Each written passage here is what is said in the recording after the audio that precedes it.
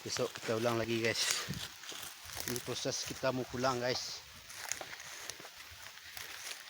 Inilah hutan kalau udah senja. Inilah suasana dalam hutan guys.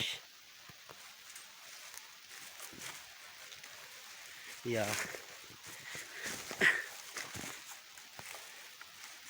Naiknya enak guys. Turunnya susah guys. Enak lah ngok-ngok guys.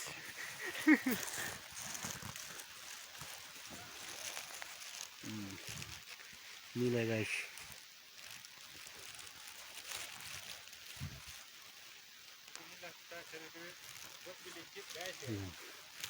Ini suasana dalam hutan guys. Udah mau senja guys. Oh.